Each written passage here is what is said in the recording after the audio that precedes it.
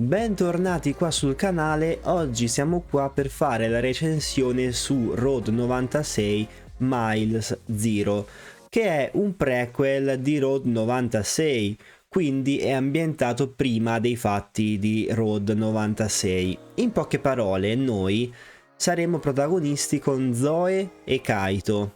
Nel corso del gioco avremo momenti in cui saremo con Zoe e momenti in cui saremo con Kaito.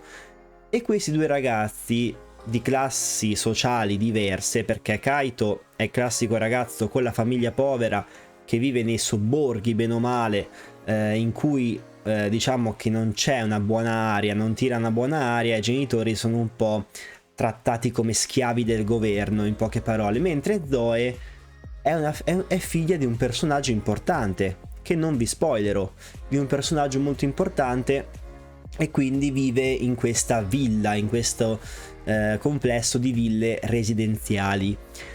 Quindi questi due ragazzi si incontrano, ma essendo di classi sociali diverse c'è un po' di difficoltà ad avere questa amicizia.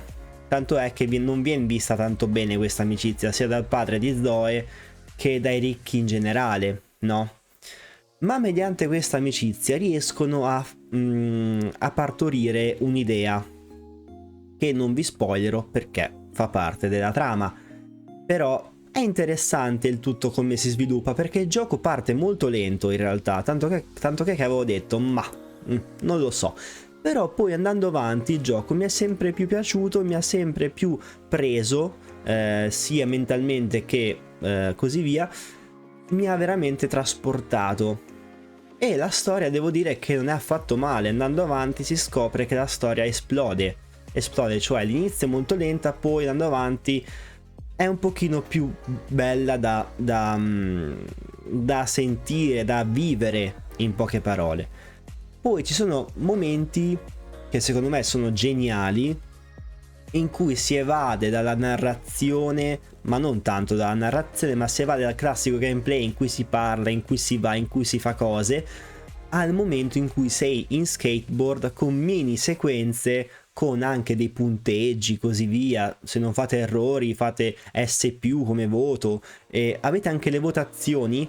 Con questo skateboard dovrete diciamo fare i risultati migliori scavalcando ostacoli, facendo cose. Vi dico già che all'inizio è facilissimo, poi andando avanti queste sezioni diventano molto più complesse. E secondo me queste due cose, cioè classico gioco più ogni tanto una sequenza con lo skate, fa cambiare il ritmo al gioco. Purtroppo, c'è un purtroppo, il cambio ritmo del gioco non è ai livelli di Road 96, perché ricordo che in Road 96 c'era sempre un cambio di ritmo costante, si passava da un genere all'altro, era qualcosa di veramente strepitoso. Qui purtroppo ci sono solo un cambio di ritmo. C'è il classico videogioco in cui si narra, poi c'è quel cambio di ritmo ogni tanto dello skate in cui si salta ostacoli, mentre ci sono voci narranti, mentre ci sono musiche molto ben fatte, questo devo dire.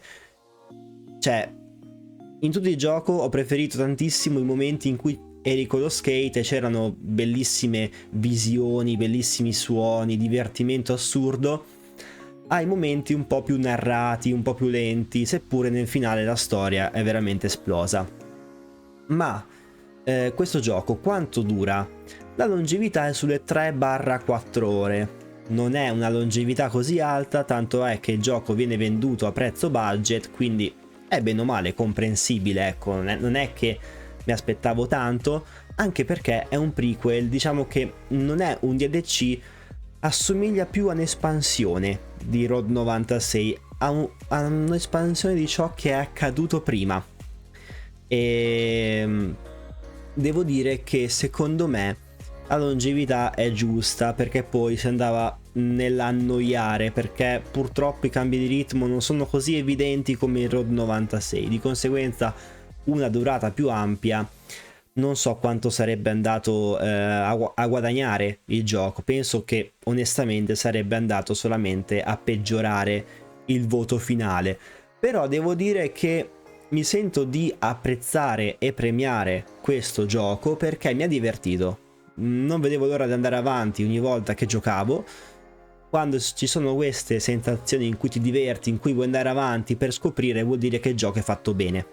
Poi, che non sia ai livelli di Road 96, ok, ma che il gioco è fatto male, anche no, perché secondo me è molto ben fatto. Sicuramente non è un 10, se dovessi dare una votazione sarebbe un 7, un 7,5, 7, non di più, non di meno, ecco. Però voglio premiarlo anche perché è bello è bello anche il rapporto tra Kaito e Zoe, è bello ciò che accade dopo andando avanti. Alcune cose sono anche abbastanza tipo ma che cacchio, come, ci rimani un po' così, quindi ci sono anche dei colpi di scena abbastanza e momenti anche molto, come dire, molto tristi, momenti molto felici, momenti di ansia, momenti, c'è un po' di tutto in questo gioco. Però se vi dico solo una cosa: se avete amato Road 96, giocatelo. Se non avete giocato Road 96, giocate a Road 96. Non so se sia ancora su Game Pass, io all'epoca lo giocai grazie a Game Pass, però in fisico lo trovate anche a 20 euro, quindi bene o male si trova. Se avete odiato Road 96, non fa per voi chiaramente, quindi state alla larga. Ragazzi, è tutto, vi ringrazio molto per questo ascolto, per questa visione del video e ci becchiamo ad una prossima eventuale recensione, che forse sarà Resident Evil 4? Probabilmente sì. Ragazzi, ci becchiamo alla prossima. Ciao!